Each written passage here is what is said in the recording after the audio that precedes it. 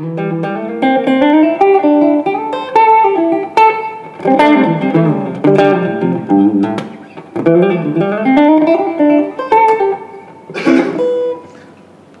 FBD, hey!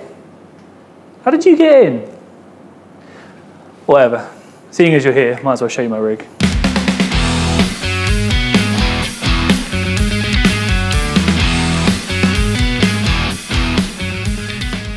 When I started playing guitar, I only did it for the reason of thinking it'd be cool. I got asked to play bass for a school band.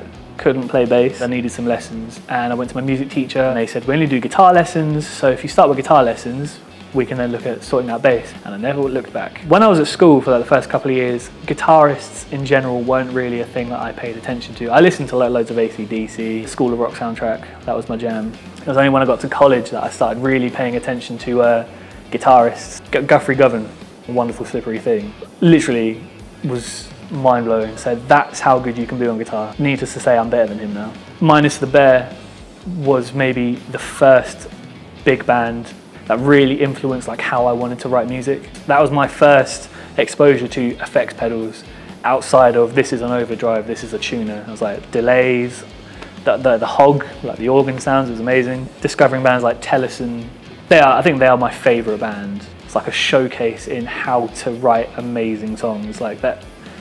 I feel like they've mastered the songwriting process. They're brilliant. Music can be catchy, really enjoyable to listen to, and it can also display a high level of skill from all musicians, but not in a way that seems wanky. My first guitar, it was a Mexican Fender Strat in, I think it was Dakota Red, I think that's the official colour. I called it Rosie, affectionately. It had a big crack down here, and that was always a kind of a worry. I gigged it, it was a proper workhorse, and it served me well for a lot of years. The last time I took Rosie to my guitar tech, he told me the crack was getting progressively worse, and it was a matter of when and not if it was going to break. And after being emotional for a couple of days, I decided to take the plunge and get a new guitar.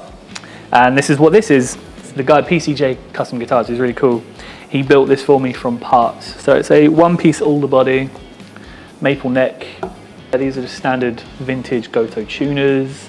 It's pretty much a replica of my last Strat in terms of spec as well. Apart from this has an extra fret because, you know, shredding. All the electronics are actually from the Strat because that's a big part of my tone, and my entire rig has kind of been tailored to these pickups. These two are Fender Custom Shop Fat 50s. I bought these before they became standard issue in the American standard Strats. I'm not sure if they are anymore, but they're wicked. And this is a Seymour Duncan JB Jr. I've actually gone through a fair few Strat pickups. I had the Fat 51, which was alright, it wasn't enough like beef. I've got Graphtec saddles, which reduce string friction, apparently. And on the back here, I've got a tremolo, which makes it a hardtail.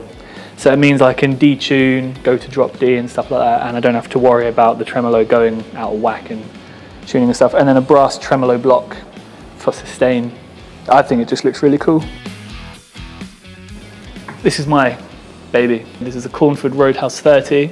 Martin Kidd, the genius behind Victory Amps, before he started off that company, he worked for Cornford and designed the amps, and in my opinion, absolutely incredible. This one I actually bought for an absolute steal from Anderton's, a music shop. And it was when Martin Kidd had left Cornford and they'd gone under.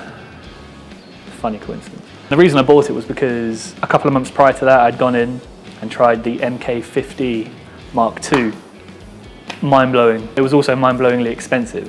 Had no money. I managed to beg, borrow and steal from my family. More beg, borrow, no stealing. And yeah, I've had this for nearly 5 years and I think it's incredible. I just loved how honest it sounded. I like Marshalls and Oranges and Fenders, but I find there's never really a happy in-between. Marshall amps, the cleans are cool. That British sound in general, like the dirt is brilliant, but sometimes I find, maybe this is for me, but there's not enough clarity, it doesn't cut through enough. And the American amps can be too high gain, but the cleans are fantastic. Whereas this amp, I feel I can dial in a tone that is perfectly in between those two.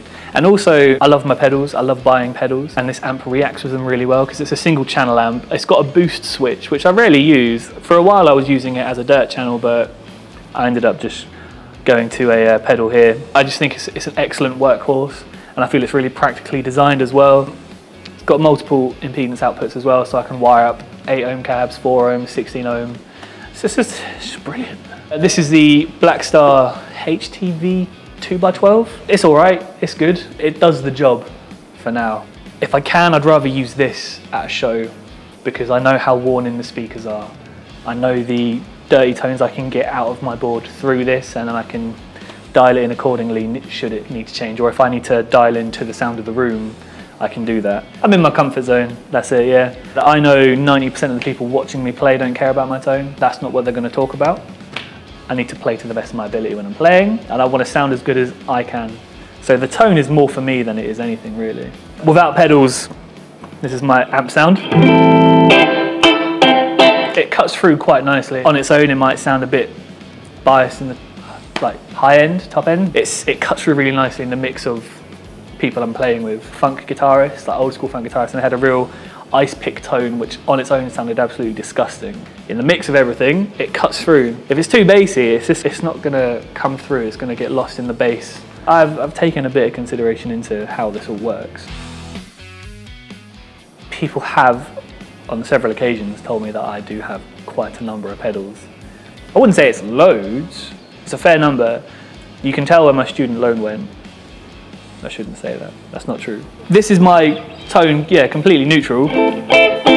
Nothing on, but I actually have two pedals on all the time. One of them is the MXR Dynacomp compressor, and the other one is the Emerson M Drive. With them on, that's it thickens it out and it adds more sustains. And it adds a tiny bit of gain, because I like my clean tone to be just on the verge of breaking up. So if I play softly, you know, if I muck around, I feel like that, and the volume pedal, but when I hit hard, it's got a bit more bite to it. This also plays a part in tapping without the compressor.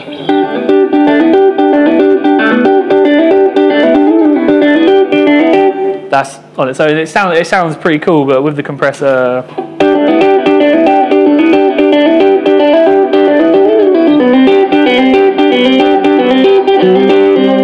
just sounds a bit. It cuts through a bit more, adds a bit more sustain. So that's my clean tone, essentially, with two pedals on it, and that actually they're separate to this true bypass looper that I have. It's kind of the center of control for when I'm playing, so I don't have to do tap dancing. Before I had this, I actually had more pedals, and it was an absolute nightmare. With the exception of the MXR Dynacomp and the M Drive, every pedal, and the timeline, that's not in it, they're running into this. Instead of having to go up here to hit the tremolo, I just hit here. I like to turn on two drive pedals or a drive pedal and an octave pedal on at the same time. This true bypass looper actually solved that issue for me. It's the Quartermaster 6 from the Gig Rig. Dan Steinhardt is just an absolute genius. He builds boards for Biffy Clyro. Jesse Lacey from Brand New uses his stuff as well. He's cool. My first one is my Polytune Noir, because I'm classy. It sounds like this. It doesn't make any sound because it's a tuner. The second one is this Keeley Oxblood Overdrive, and it's pretty sick. It sounds like this.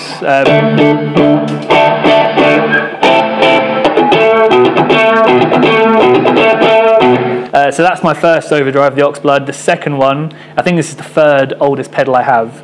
It's a Zevex Box of Rock. The Box of Rock is it's got two pedals on it. One's a clean boost, which I think is actually the circuit from the Zevex Super Hard-On.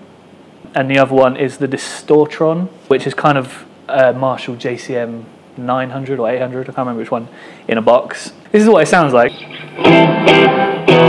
That's clean. That's clean.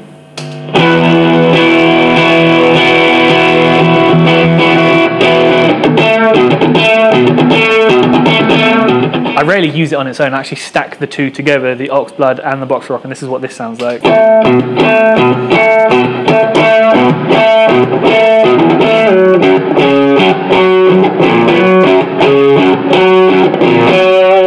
And then for chords,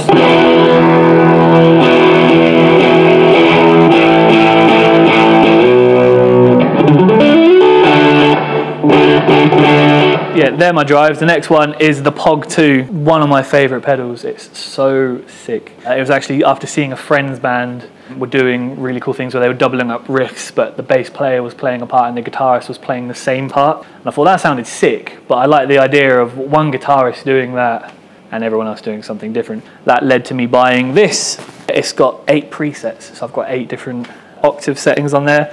So it sounds like this on its own, and with the pedal.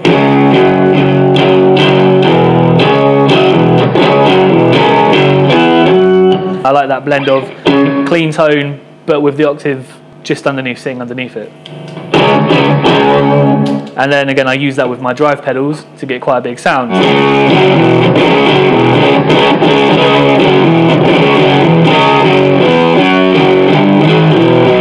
I use that for big riffs. Might use it too much, I'm not sure. It's part of my sound, I suppose. I've got another one which I actually use. It's kind of like synthy.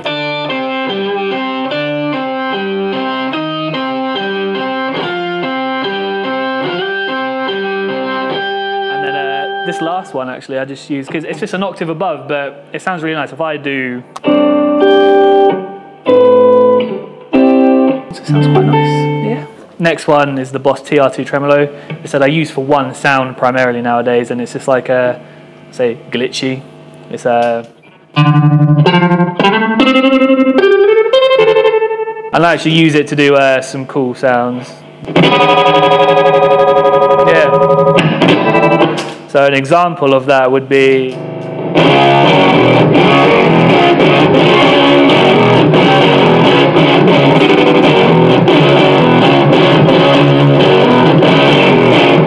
the Strymon Blue Sky. So good. When it comes to reverb, I've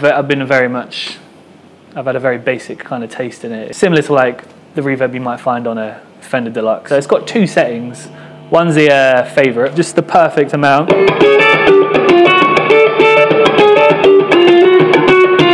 Yeah, I'm doing nice chords. And then I have this other sound. Sounds quite nice. So I'll use that in conjunction with like a delay.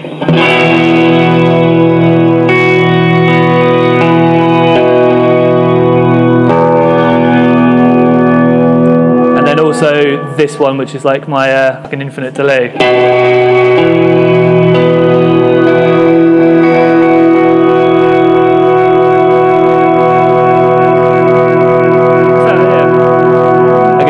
That for in between songs to avoid the awkward silence when none of us know what to say. I probably don't use it to the same extent that post-rock guitarists use it. I probably don't do it enough justice, but for what I need it to do, it does a pretty good job. So yeah, that's my main effects chain, and that's what then goes into a JHS little black box buffer. But it's there purely for when I have more than one pedal engaged. I'm then going out of a loop to the pedal, back through, and then if I'm doing that several times, you know, I can lose a bit of top end. In my effects loop is the Strymon Timeline. Incredible pedal. Before this I had the Line 6 DL4. I bought it obviously because I was a fan of Minus the Bear, and he's got like 1,000 of them on stage. Just the sounds he was getting out of it I thought were amazing, so I bought it because I just wanted to be Dave Knudsen. It's a delay pedal. It's got like 100 banks of 2 settings, so it's like 200 presets that you can have. I use 6, totally getting my money's worth. And that is the pedal board. And then it's all on a Pedal Train 2. This time it's personal. This is an example of the POG with the drive pedals for a big sound. For the song Silly Old Bear, the chorus I play.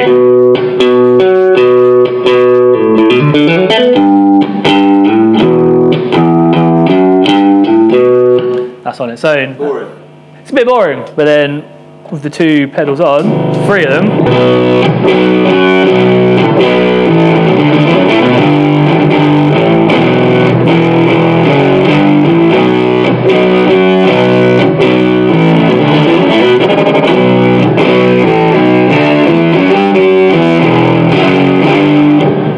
This one, and this one. So that's my drives on octave, and then again that glitchy sound was the tremolo.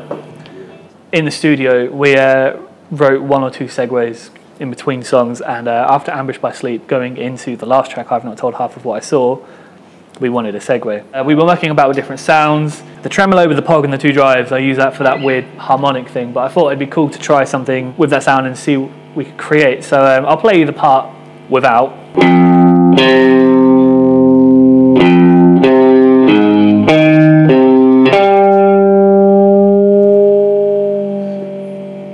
That's that in its own. And then I use, I think it's all of them. Yeah.